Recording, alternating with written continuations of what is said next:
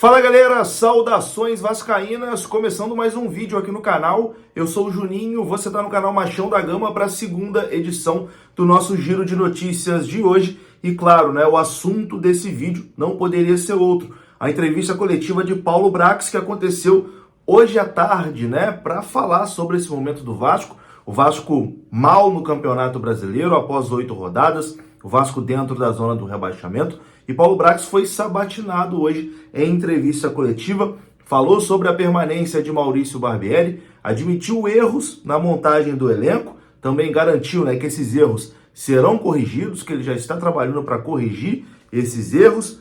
Enfim, muita coisa, admitiu um erro ali em relação à falta de um camisa 10, um jogador mais experiente na parte da frente. Então nesse vídeo a gente vai ouvir alguns pontos da entrevista coletiva do diretor de futebol do Vasco da Gama, Paulo Brax. Depois da vinheta a gente começa. Antes eu conto com você, deixando o like que é muito importante e também se inscrevendo aqui no canal se você não for inscrito. A sua inscrição é muito importante. Tamo junto? Deixou o like, se inscreveu, a vinheta rodou.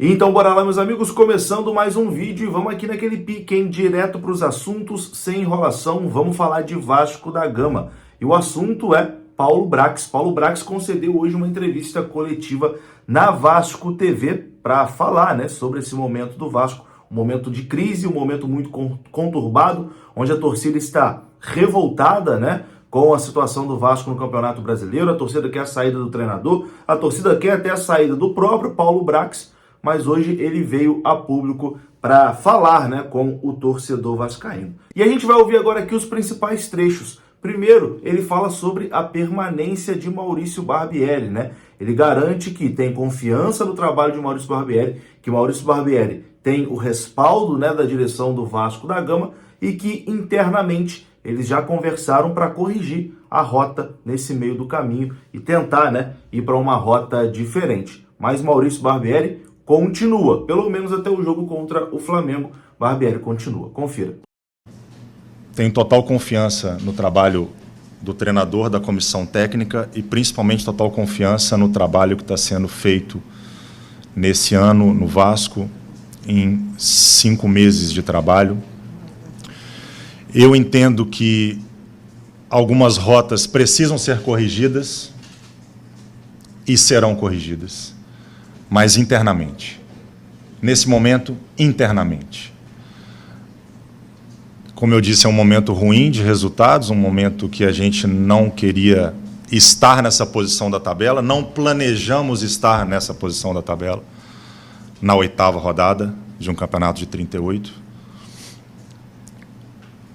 porque tem muita gente que já cravou o final do campeonato, mas estamos na 8ª rodada. E a gente vai corrigir rotas, sim. A gente entende que erros aconteceram e nós vamos corrigi-los internamente. Então tá aí, Esse foi Paulo Brax falando sobre o Maurício Barbieri. E, cara, essa história de falar que o treinador tá prestigiado, etc e tal, quem acompanha o futebol sabe que é o primeiro passo pro treinador ser demitido, Tá prestigiado, vamos corrigir rota, confio no trabalho, etc e tal. Mas se levar uma pancada contra o Flamengo, eu acho que o Barbieri não continua como treinador do Vasco da Gama. Continuando aqui na entrevista de Paulo Brax, ele fala também sobre a montagem do elenco, Admitiu sim erros na montagem do elenco do Vasco para essa temporada, principalmente em relação ali a um jogador mais experiente para jogar na frente, como um camisa 10, posição que era do Nenê. Não que o Nenê tinha que ter ficado, mas o Vasco tinha que ter procurado um jogador com mais calibre para ser titular numa Série A de Campeonato Brasileiro e não apostar na garotada. O Paulo Brax, inclusive, na entrevista coletiva, falou que mirou em jogadores caros, jogadores de primeira prateleira, primeiro escalão do futebol, mas que acabou esbarrando em alguns detalhes e acabou não conseguindo, e foi um erro, não ter conseguido um jogador para essa posição. Confira o que disse Paulo Brax.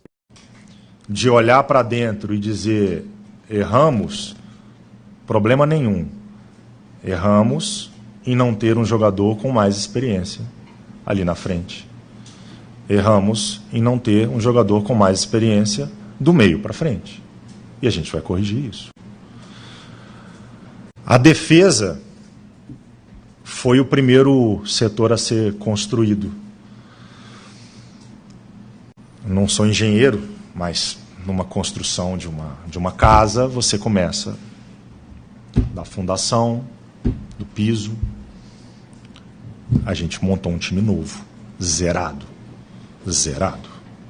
Do time titular do ano passado, que tinha uma média de idade de quase 30 anos, a gente começou quase que zero. Tá aí, né? Pelo menos admitiu erros na montagem do elenco vascaíno. Tá evidente também, né, que esse processo de montagem do elenco não foi bacana. E depois Paulo Brax falou sobre as promessas que não foram cumpridas, né? Uma pergunta que foi feita pelo jornalista Lucas Pedrosa, onde ele citou ali as falas do Josh Wander, que disse que o Vasco nunca mais enfrentaria o Flamengo com aquela diferença financeira. Cita também a fala de Abel Braga, dizendo que o torcedor vascaíno não ia sofrer. E cita também a própria fala do Paulo Brax, né, dizendo que o Vasco estaria com 80% do elenco formado até o final de abril, dizendo que o Vasco ia viver uma nova era, etc e tal. Então, essas três falas, né, do dono da 777, do diretor esportivo e também do Paulo Brax, que é o diretor executivo de futebol, criaram uma expectativa muito grande, né, no torcedor vascaíno, né? Afinal de contas, todo mundo dizendo que o torcedor vascaíno ia viver uma nova era, não ia sofrer mais. E o Paulo Brax foi colocado na parede sobre essa situação e veja só o que ele falou. Eu não posso entrar nas frases que você citou, salvo a minha. E a minha, eu disse para sua colega e reafirmo, que eu entendo que 80% do elenco está montado. Falta 20%. E o elenco montado também não significa que ele vai ter uma performance imediata. São duas coisas diferentes. Uma é o que você planeja, outro é o que acaba acontecendo. E é por isso que, quando a gente tem a oportunidade de analisar o que foi planejado e ver que houve alguns erros no planejamento, a gente corrige. Eu acho que essa que é a inteligência mínima que se espera de quem tem um objetivo dentro do clube. Isso vai ser feito. Isso já está sendo feito. Eu não posso entrar nessas promessas, até porque a minha era uma promessa de número e esse número ele está cumprido, mas a promessa de ser um time competitivo e de ter um ano sólido, a gente tem tempo para poder apresentar para o torcedor. A gente tem tempo para isso. A análise desse ano, comparativamente a outros, nos serve de mais alerta ainda. Não quero fazer fantasma nenhum, não quero trazer fantasma nenhum para cá, mas vamos pegar isso como mais um alerta para a gente. Vamos pegar isso como mais um item para a gente trabalhar mais, para evitar que aconteça o que aconteceu nos outros anos. Porque o número frio, ele pode, se a gente pegar o campeonato do ano passado, nesse momento, não necessariamente os 4 que estavam ali embaixo terminaram lá embaixo. No ano anterior, não necessariamente os 4 que estavam nas últimas colocações, na 8ª rodada, terminaram na última colocação. O que a gente vai fazer e o que a gente vai dizer ao torcedor do Vasco é que a gente quer que ele veja um Vasco diferente, colhendo resultados diferentes, colhendo performance diferente, com os jogadores que estão aqui, com mudanças que a gente pode fazer internamente da forma de jogar, o quanto antes. Dependesse só da minha vontade, já estava feito. Se dependesse só da minha caneta ou da minha cabeça, estava feito. Só que é um processo complexo de resgate àquilo que a gente planejou fazer, que a gente até conseguiu, e é ruim falar isso agora, porque hoje em dia, e não estou dizendo que você fez isso, os olhares são mais para o que foi feito ruim, não pelo bom. Mas a gente fez bons jogos no campeonato, nesses 8 jogos. A gente começa o campeonato com um resultado importante. Então a gente tem coisas boas que a gente tem que potencializar. e a gente tem que corrigir o que a gente identificou já de ruim. Os salários dos atletas estão em dia. Tá? Em relação às dívidas, em relação às inadimplências, eu não sou a pessoa adequada para falar. Mas a gente tem hoje um controle aqui interno de elenco que os salários hoje eles estão em dia.